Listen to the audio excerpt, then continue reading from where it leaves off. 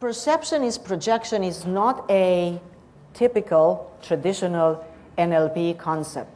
In fact, perception is projection came from a guy named Carl Jung. You may know Jung. He was a Swiss psychologist and one of the three fathers of modern-day psychology, along with Freud and Adler. And Jung was convinced that what we perceive is who we are. What we perceive outside ourselves is who we are. In fact, he summed it up rather neatly. He said, we tend to marry our unconscious mind and then project out onto her all of our unresolved material,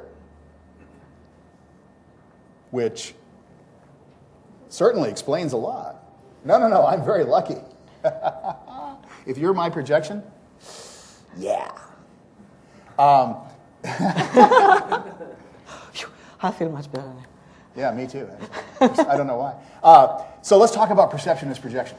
What's interesting is that Carl Jung's perception as projection is perfectly explained by the NLP communication model. So let's talk about the NLP communication model. We have an external event. It's something that happens outside of us, and we receive it through our five senses. It also goes through some filters, which are software filters, which cause us to delete, distort, and generalize the information as it comes in, and we run them through these filters that we run them through are time, space, matter, and energy, language, memories and decisions, metaprograms, values, beliefs, and attitudes. And then the information comes inside. But let's start out here with this external event. This external event, according to the Hungarian biologist Mihaly Csikszentmihalyi in the book Flow, 1996,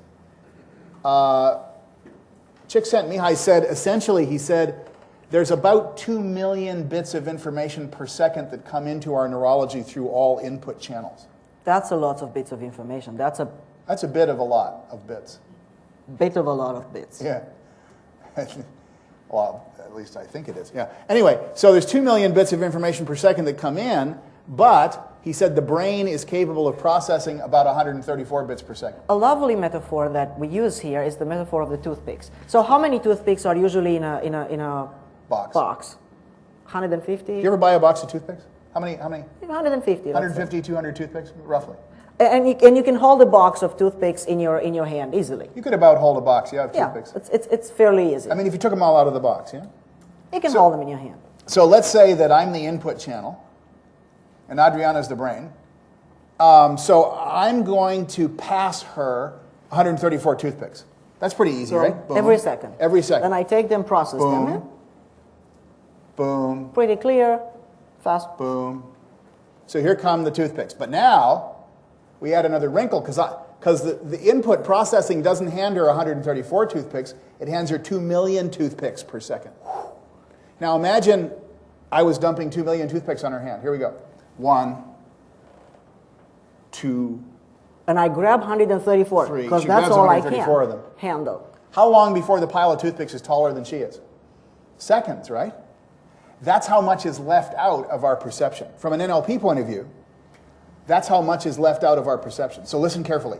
People cannot be in our lives any other way than we project them to be.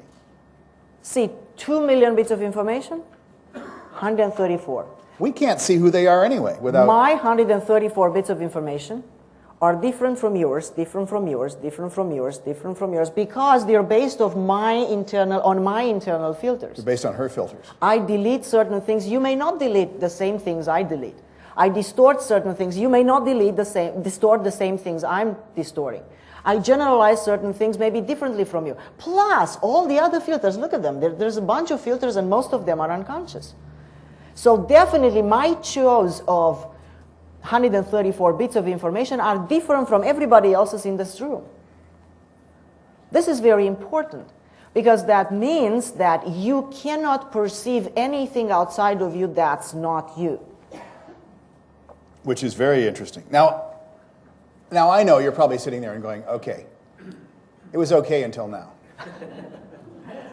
It kind of made sense up to Ted this and Adriana point. are really nice, but okay, I can get it that he's my projection and he's my projection and he's my projection, but not him. That SOB is not me. And by the way, what Carl Jung would say is, the person about whom you have the most negative emotion is clearly a projection of yours. Only that it is so unconscious that you are not conscious of it. Whoa, say that again? Only that that very projection, which you say, that's not me, You know, that SOB is not me. that person, it couldn't be me, I'd never do such a thing, I'll never behave that way, that's not me.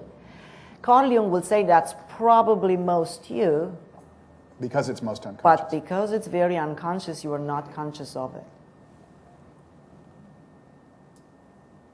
The actual quote is, we tend to take our most unconscious material and project it out onto people and events around us.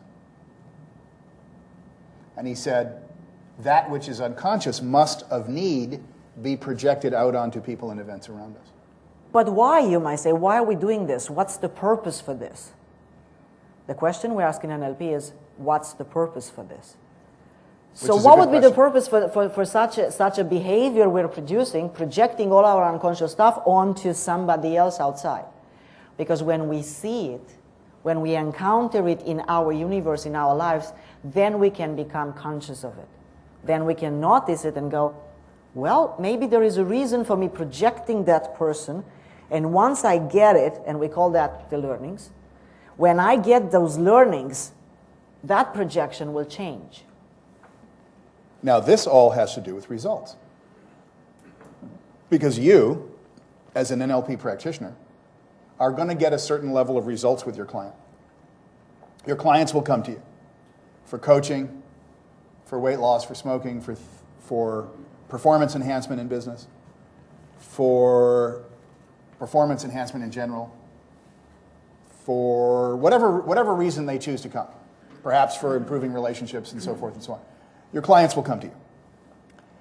And a lot of whether or not you get results will depend upon your projection or your beliefs inside you. This is very interesting. Andre Weizenhofer said in 1957, by the way, I hope you guys don't mind that I quote a lot of source material. It's important to me, just to give you an idea of what's around the field. So Andre Weizenhofer said in 1957, and he echoed the words of George Estabrook in 1943. And what both of these guys said, they both wrote books on hypnosis. Weizenhofer said it in General Techniques of Hypnotism, 1957. What he said is the client in hypnosis will not actualize what the hypnotherapist does not believe to be true. Whoa, oh, oh! Yep, say that again. Oh! Stop the whoa! The client in hypnosis will not actualize what the hypnotherapist does not believe to be true. So you limit your clients by your limiting beliefs. See, if you sit there and think, oh, this client won't change, or I won't get the results, or they're not going to move off their position, no, that's very difficult, they're not going to do it, guess what's going to happen? They're not going to do it. Probably they're not going to do it. This has been proven with kids. You know, they did a study with kids, and this was kind of an unfair study. But I heard about it about 15 years ago. They took a group of kids who were normal in all respects, and they went to the teacher and they said, you have a group of students who are badly retarded. The special ed teacher's not available this year to take care of them, so you'll have to do the best you can. And they all got C's and D's. The next semester, they took exactly the same group of kids, and they put them in another teacher's room, and they said, the special education teacher is not available. These kids are particularly brilliant. You'll have to do your best to keep up with them, but we'd like you to do it nevertheless. And they all got A's and B's. So the point of view of the teacher was projected onto the kids in terms of how they performed in grades. And that's true, by the way, of your kids, if you have kids. It's also true, by the way, of your projecting on yourself. Because your unconscious mind is like your kid. Your unconscious mind will perform to the extent that you believe that he or she can perform. And to the extent you believe that he or she cannot perform, to that extent, your unconscious mind will not perform. So what a great meditation perception is projection. What a great meditation. Because if you see when we see clients,